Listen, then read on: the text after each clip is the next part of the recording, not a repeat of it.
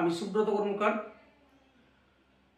আজকে আলোচনা করব বাঁকুড়া বিশ্ববিদ্যালয়ের যারা ইতিহাসে মেজর ও মাইনর বিষয়টি রেখেছ, ইতিহাসে যারা মাইনর এবং ইতিহাসে যারা অনার্স করছো অর্থাৎ মেজরে যাদের ইতিহাস রয়েছে তাদের সিলেবাস সম্পর্কে পুরো ভালোভাবে বিস্তারিতভাবে বলছি, তোমরা মন দিয়ে শোনো।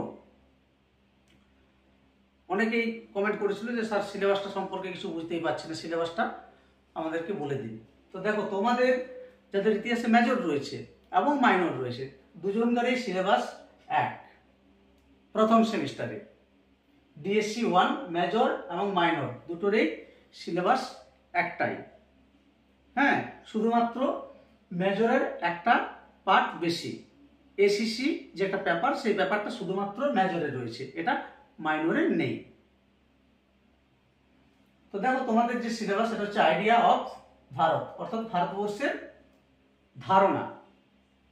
সেখানে কোর্সের বিষয়বস্তু প্রথমে রয়েছে ভারত, ভারতের ভূমি এবং এর মানুষ। দ্বিতীয় রয়েছে তোমাকে প্রাচীন ভারতীয় ইতিহাসের উৎস, সাহিত্য ও প্রত্নতাত্ত্বিক বিভিন্ন উপাদান, হিস্টোরিক্যাল সোর্স। সেই সাথে রয়েছে তোমাদের ইউনিট 3-তে অতীতের ভারতীয় বোধ, ধারণা, কালানুক্রমের সমস্যা, ইতিহাসের রচনার ঐতিহ্য, বিভিন্ন যে বৈদিক সাহিত্য, বৌদ্ধ সাহিত্য, জৈন সাহিত্য, হ্যাঁ, গল্পগাথা, পুরাণ, ইতিহাস, বংশাবলী রচিতা, হ্যাঁ, এই বিষয়গুলো। ইউনিট 4-এ রয়েছে তোমার বিজ্ঞান এবং নীতিশাস্ত্রের ধারণা।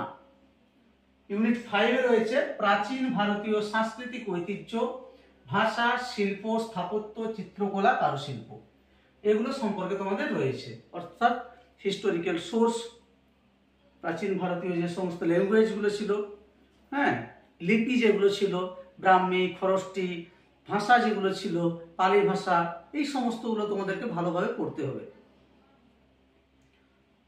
নেক্সট ভিডিওতে আমি তোমাদেরকে বলে দেবো কোন কোন প্রশ্নগুলি তোমরা ভালোভাবে পড়বে। বেশি পড়ার প্রয়োজন নেই, বেশ কয়েকটা প্রশ্ন ভালোভাবে পড়লে তোমরা কিন্তু প্রথম সেমিস্টারে 100% কমন পেয়ে যাবে। এছাড়াও যারা আমার কাছে প্রাইভেট পড়তে ইচ্ছুক, অনলাইনে হোক বা অফলাইনে, অনলাইনে গুগল মিটে ক্লাস হয়,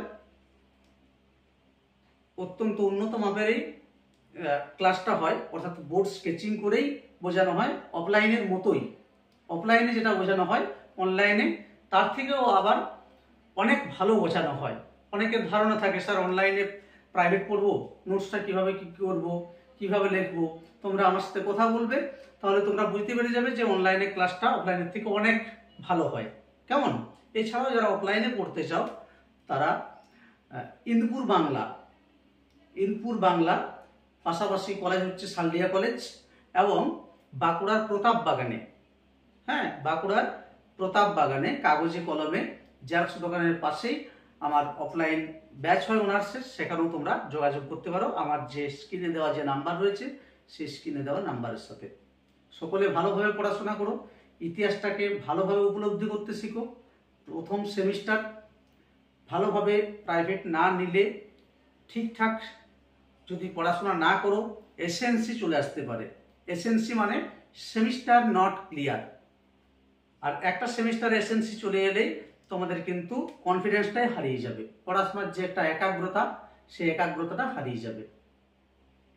তাই প্রথম থেকে ভালোভাবে পড়াশোনা করতে হবে এবং পরিকল্পনা মাফিক পড়াশোনা করতে হবে। বেশি পড়ার প্রয়োজন নেই, বেশ কয়েকটি প্রশ্ন পড়লেই তোমরা পরীক্ষায় কমন পেয়ে যাবে। যারা অনলাইনে পড়াশোনা করছো আমার কাছে, অনলাইনে অনেকেই পড়ছে, বিভিন্ন কলেজ থেকে ভর্তি হয়েছে। যারা পড়বে তারা যোগাযোগ করবে, যারা পাশাপাশি অন্য ভালো স্যার পেয়েছো, কলেজে বিভিন্ন প্রফেসররা পড়ায়, তাদের কাছেও পড়তে পারো। তোমাদের টিউশনটা পড়া নিয়েই আসল উদ্দেশ্য, যেখানে সামনাসামনি পাবে কম সময়ের মধ্যে, সেখানে তোমরা ভর্তি হবে। কিন্তু প্রাইভেটটা তোমরা নেবে। অনেকে কি ভাবে স্যার প্রাইভেট নেব না, পরীক্ষার হলে হয়তো 2-1টা টুকলি করে নিয়ে যাবো, দিয়ে যেমন করে হোক পাস করে যাব। একদমই ভুল ভাবছো। ইতিহাস অনার্স মানে তুমি একদম মাঝ সমুদ্রে পড়ে যাবে, পুকুরের থেকে একদম মাঝ সমুদ্রে। তাই প্রথম থেকেই খুব ভালোভাবে পরিকল্পনা মাফিক পড়াশোনা তোমাদেরকে করতে হবে।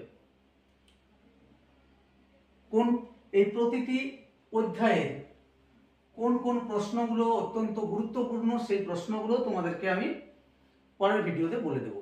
কেমন? সকলে ভালো থাকো, ভালো করে মন দিয়ে পড়াশোনা করো।